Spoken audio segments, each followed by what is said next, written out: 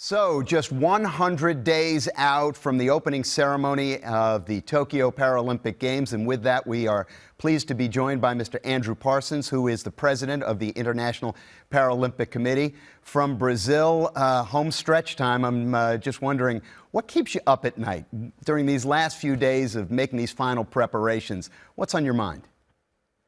Well, I think it's how we can make the games safe for everyone attending, from athletes to spectators to media, broadcasters, volunteers, but at the same time to protect the Japanese population. So I think that's why we are investing our time in finding new ways and to be more protective, and how we can better communicate that exactly to the Japanese population.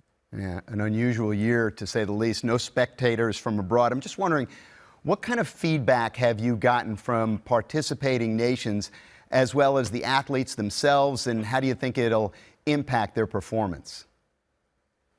It depends a lot. If it's the lack of spectators, I think everyone wants to see their families and friends in the stands. That's absolutely understandable. But at the same time, we need to protect them and also protect the Japanese population. And then the decision by Japanese authorities to not allow foreign spectators is something we respect. Of course, it's not something that we would like to see happening in any edition of the Paralympics, but we do understand their decision. When we've spoken to you previously, one of the things you mentioned was that one of the biggest operational hurdles was going to be to provide a safe environment at the Athletes' Village. And I'm just wondering, how's that going? I think it's going well. I think we have identified different measures that we can implement to protect the athletes and the team officials staying at the village. Also in terms of testing, the restriction of movement, monitoring everyone living in the village.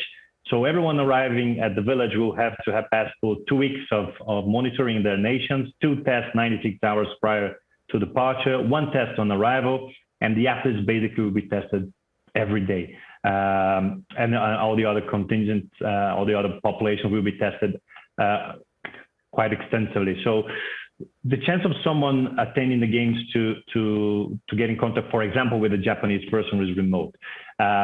We want to have a quick response if there is any positive case, how we can identify, track, isolate, and treat the person so we don't have a spread. So it is a challenge, but we have been having a very good record of sport events in the last year and so in terms of the countermeasures, and none of them became a big spreader of the virus. So we learned from those events, of course, and we are applying this to the reality of the games.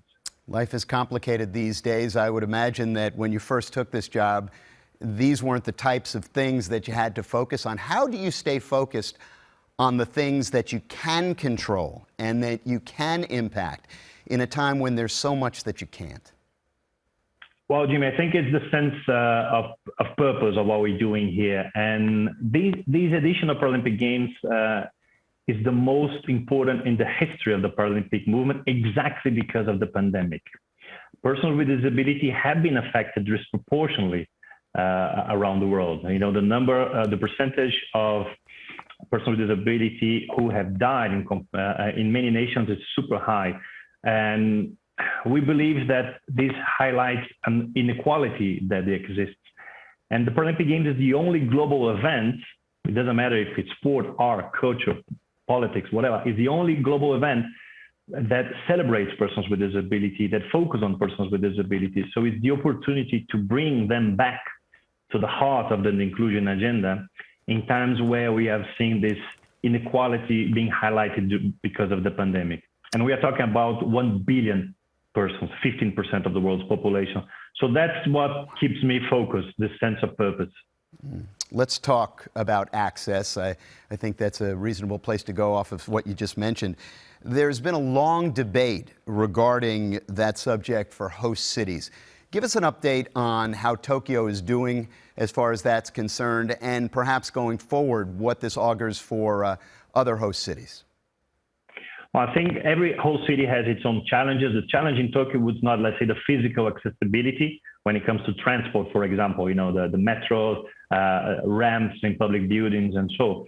The main issue in Tokyo and in Japan, it's the mindset of the Japanese society towards persons with disability, in the sense that you don't see them, even though it's accessible, the city is accessible, you don't see them.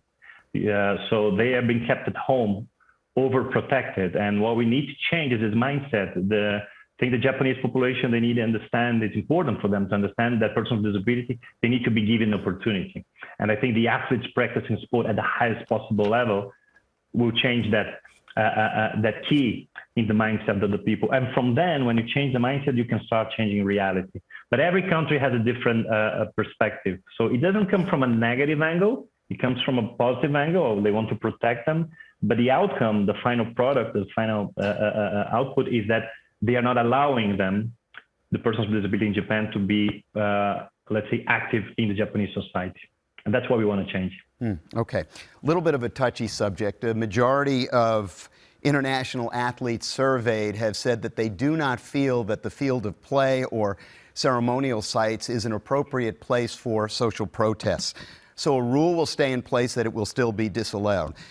How do you address people who say that that rule is in place to stifle the voices, the reasonable voices of people who disagree?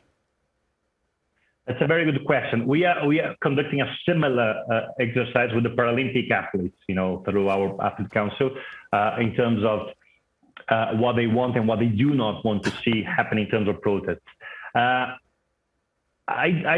believe that this rule exists also to protect athletes from having pressure from different parts to do political statements in the podium or in the field of play.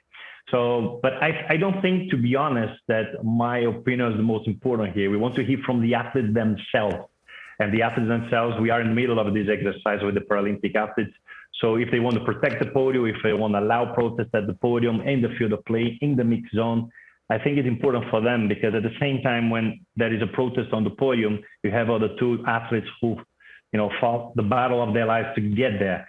So if the news is about the protest and not about the medal of the result, is this something that the athletes are comfortable with?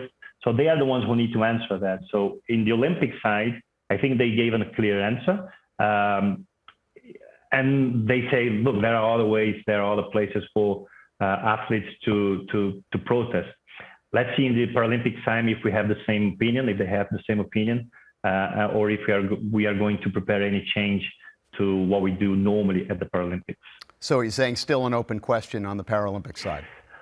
In the Paralympic side, it's still an open question, because we are, let's say, now assessing all the data from all this consultation process with the Paralympic athletes. Paralympic athletes, of course, they have specific issues and situations and topics they want to tackle. So it may be different, maybe not, but they see themselves as athletes. So we need, still is an open question. We need to address that according to the opinions of our own athletes. Well, as we said before, and I guess it goes without saying, this has been a year and a time unlike any other.